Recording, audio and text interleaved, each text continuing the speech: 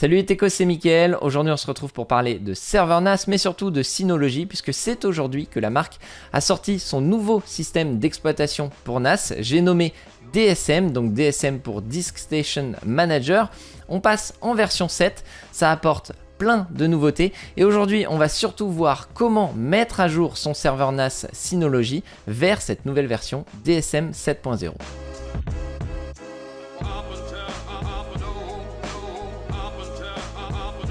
Ça fait déjà plusieurs mois, voire plusieurs années que de nombreux utilisateurs attendent cette version avec impatience. Et bien aujourd'hui, vous pouvez d'ores et déjà installer cette nouvelle version. Et au-delà de la refonte du design, il y a de nombreuses nouveautés et améliorations. Bien évidemment, j'y reviendrai très rapidement avec une vidéo vraiment spécifique pour ça. Mais aujourd'hui, on va surtout parler de comment installer cette version DSM 7.0. Et pour tous ceux qui se sont perdus ici, qui ne savent pas ce que c'est qu'un serveur NAS, eh bien je vous conseille d'aller voir une vidéo que j'avais faite il y a quelques temps, je vous mettrai ça en haut à droite, où j'explique le fonctionnement d'un serveur NAS et aussi l'intérêt d'avoir un serveur NAS, qu'on soit particulier ou professionnel. Mais avant de commencer, il va falloir connaître le modèle de votre serveur NAS et si vous ne le connaissez pas, vous pouvez le trouver directement sur le serveur NAS en lui-même, c'est ce qui commence en général par DS pour Disk Station, mais vous pouvez également le trouver directement sur l'interface web de votre serveur NAS en allant dans le panneau de configuration et dans la partie centre d'info. Et ici, vous allez avoir de nombreuses informations. Vous voyez ici que je suis sur un DS 918+. Et bien, on va devoir télécharger DSM 7.0 pour le 918+. Connaître le modèle de son NAS Synology a toute son importance ici puisque ça va nous permettre de télécharger le bon fichier qui est adapté à notre serveur NAS pour pouvoir installer DSM 7.0, mais également puisque DSM 7.0 n'est pas compatible avec tous les modèles de NAS. Et c'est là que ça peut faire grincer des dents puisqu'on a une compatibilité qui commence aux séries 13, donc ce qui est sorti à peu près aux alentours de 2013, mais malheureusement pas tous les modèles. Il y a des modèles comme le DS 213 qui n'est pas pris en charge. Et donc je vous laisse voir la liste qui est en description qui vous permettra de voir si votre modèle est compatible. On va également pouvoir vérifier que notre NAS est compatible DSM7 directement en allant sur le site de Synology et en allant dans Assistance, dans Centre de téléchargement. Et ici, on va mettre le modèle de notre NAS, en l'occurrence moi le DS 918+. Et ici, vous voyez, vous avez un petit bandeau mettre à jour vers la version de DSM souhaitée, en l'occurrence la version 7.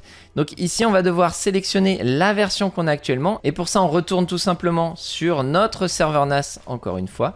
Et on va pouvoir vérifier le numéro de version, toujours dans la même page. Vous voyez que là, je suis en version 6.2.4 et après 255.56. Et donc, on va mettre ici 6.2.4 255.56, donc c'est la dernière version que j'avais à l'heure à laquelle où je fais la vidéo. Et ici, on va sélectionner donc la dernière version de la 7.0, donc la 41.890. Et là, ça va nous permettre de télécharger donc le fichier PAT qui est finalement le fichier de mise à jour avec le système d'exploitation DSM7. On clique sur télécharger. Et donc là, on va télécharger le fichier PAT pour le DS 918+. Donc vous voyez que c'est quand même relativement simple à faire. Malheureusement, aujourd'hui, il n'y a pas encore d'automatisation directement dans le panneau de configuration et dans mise à jour et restauration. Vous voyez qu'ici il nous met que notre DSM est à jour et donc il va falloir utiliser la méthode manuelle ici, mise à jour manuelle de DSM, et il va falloir lui donner le fichier PAT qu'on a téléchargé au préalable. Néanmoins, attention, avant de passer à la mise à jour, réfléchissez bien puisque c'est une version qui vient de sortir aujourd'hui. Certes, elle a été testée par des milliers d'utilisateurs en version RC, en release candidate, mais également en bêta. La plupart des problèmes ont été résolus, mais vous savez très bien, c'est comme avec Microsoft, il peut y avoir des petits restes, des petits problèmes qui peuvent être liés à Synology, mais également à votre infrastructure, donc attention à ça.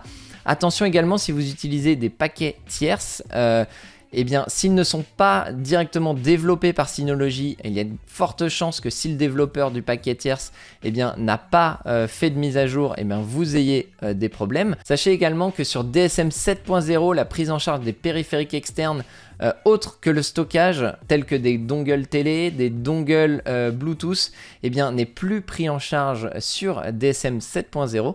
Donc attention à ça si vous utilisez ce genre de choses. Et encore une fois, ne vous pressez pas sur la mise à jour. Si c'est pour la maison, ça va, il y a peu de risques. En entreprise, attention tout de même, ça peut avoir des impacts. Une fois que vous avez bien ça en tête et que vous êtes sûr de vouloir passer le cap et de passer sur DSM 7.0, eh bien connectez-vous à votre NAS. Vous allez dans le panneau de configuration, dans la section mise à jour et restauration, et ici vous cliquez sur mise à jour manuelle de DSM. Ici, vous avez au préalable téléchargé votre fichier path qui est propre à votre modèle de serveur NAS, comme on l'a vu tout à l'heure. Vous cliquez sur parcourir et ici vous allez chercher le fichier path. Vous faites OK.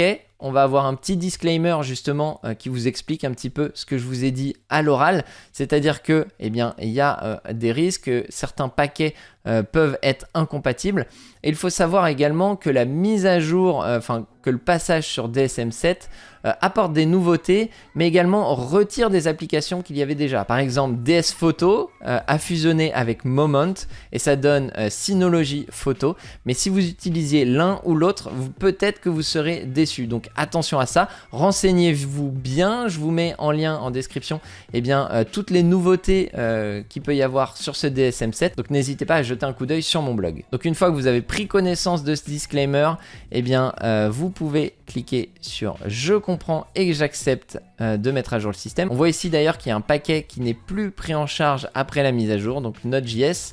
Personnellement, je ne l'utilise pas, donc c'est pas grave. On va faire suivant. Et donc là, le système nous prévient qu'il y en a pour 20 à 40 minutes.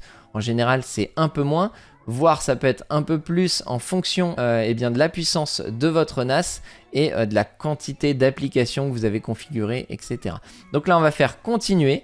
Et puis on se retrouve juste après la mise à jour. Et j'en profite également pour vous rappeler que j'effectue des prestations informatiques, que ce soit pour votre PC, pour votre NAS justement comme ici. Si vous avez besoin d'aide pour configurer tout ça aux petits oignons, pour sécuriser votre appareil, que vous soyez un particulier ou une entreprise, n'hésitez pas à aller voir dans la description, il y a tout ce qu'il faut pour me contacter et on pourra en discuter ensemble. Et voilà, on y est arrivé à peu près en 20 minutes, donc c'est tout à fait correct.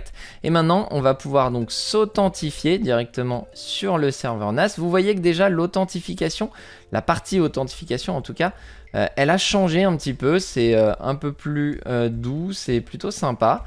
Et donc on va se connecter et on devrait dès à présent être sur le nouveau DSM, donc DSM 7.0. Et on voit qu'on a la possibilité de découvrir un petit peu DSM 7 via un petit guide ici.